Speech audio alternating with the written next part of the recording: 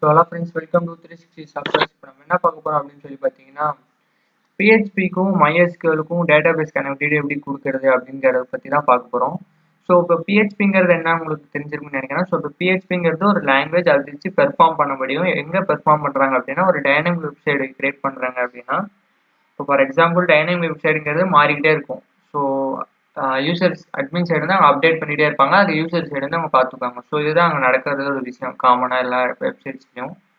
So இதில் எப்படி connect பண்ணியிருப்பாங்க, இப்போ MySQL எங்கேயோ ஒரு டேட்டாபேஸ் இருக்கும், எங்கேயோ ஒரு இடத்துல அது ஸ்டோர் ஆகிருக்கும் MySQLங்கிற டேட்டாபேஸ். பட் உங்களோட வெப்சைட்டில் அது எப்படி கனெக்ட் ஆகுது அப்படிங்கிறத இப்போ நான் XAMPP சர்வர் யூஸ் பண்ணி காமிக்க போகிறேன். ஸோ ஃபர்ஸ்ட் ஆஃப் ஆல் என்ன பண்ணுறீங்க அப்படின்னா, ஒரு XAMPP நீங்கள் ஆஸ் யூஸ்வல் அந்த கான்ஃபிகரேஷன் மாதிரி XAMPP ஸ்டார்ட் பண்ணிக்கோங்க.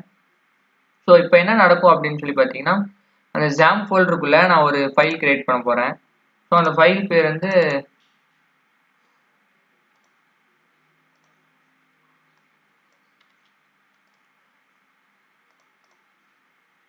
அந்த ஃபைலை நான் என்னோட XAMPP ஃபோல்டரில் சேவ் பண்ணிக்கிறேன். ஸோ XAMPPல htdocsல இந்த ஃபோல்டரில் நான் வந்து ஒரு டேட்டாபேஸ் கனெக்ஷன் .php அப்படின்னு சொல்லி ஸ்டோர் பண்ணிக்கிறேன். So as usual PHP start பண்ணோம் அப்படின்னாலே இந்த PHP போட்டு இந்த டேக் போட்டால் தான் PHP ஸ்டார்ட் பண்ணி. ஸோ இந்த டேக் போடாமல் விட்டீங்க அப்படின்னா இந்த ரெட் கலர் காமிக்காது. ஸோ இந்த டேக் இருந்தால் மட்டுமே இந்த கலரிங் காமிக்கும். ஸோ இப்போ என்ன பண்ண போகிறோம் அப்படின்னு சொல்லி பார்த்தீங்கன்னா, கனெக்டிவிட்டி பண்ண போகிறோம். ஸோ கனெக்டிவிட்டி பண்ணுறதுக்கு அந்த கனெக்ஷனை ஒரு வேரியபிளில் ஸ்டோர் பண்ணணும். ஸோ ஆஸ் யூஸ்வல் நீங்கள் பண்ணுற மாதிரி தான் கனெக்ஷன் கொடுத்துட்டு அந்த கனெக்ஷனை ஒரு வேரியபிளில் ஸ்டோர் பண்ண போகிறீங்க. ஸோ ஸ்டோர் பண்ணிட்டு அந்த கனெக்ஷன் ஃபால்ஸாக இருந்தால் நாட் கனெக்டட், ட்ரூவாக அந்த கனெக்ஷன் ட்ரூவாக இருந்தால் கனெக்டட் அப்படின்னு சொல்லி காமிக்க போகிறோம். ஸோ ஃபர்ஸ்ட் ஆஃப் ஆல் நான் வந்து ஒரு கனெக்ஷன் அப்படிங்கிற ஒரு வேரியபிளில் MySQL equal to MySQL. So இதில் நிறைய மெத்தட் இருக்குது, PDO ப்ரொசீஜர் நிறையா ஒரு நிறைய டைப்ஸ் இருக்குது. ஸோ அதில் ஒரு டைப் தான் இந்த டைப் நான் சொல்லி கொடுத்துருக்கேன். ஸோ MySQL _connect இங்கே வந்து இதில் இங்கே என்ன பண்ணணும் அப்படின்னு சொல்லி பார்த்தீங்கன்னா, உங்களோட server name.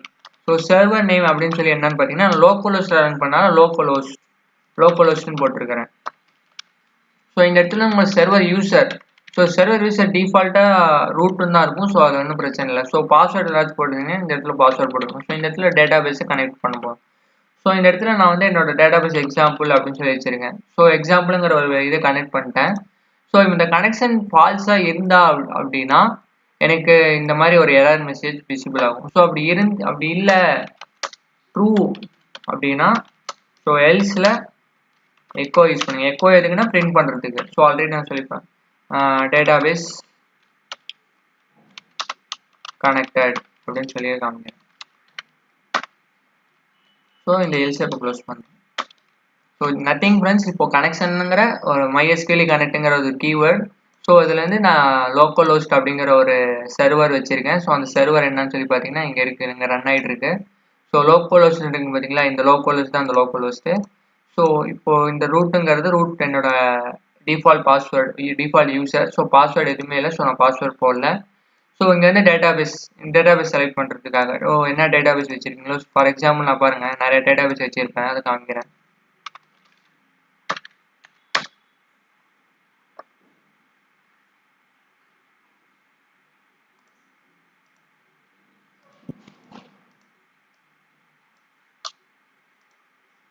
So little late ஆகுது ஃப்ரெண்ட்ஸ். ஸோ நிறையா டேட்டாபேஸஸ் இருக்கனால கொஞ்சம் லேட் ஆகுது.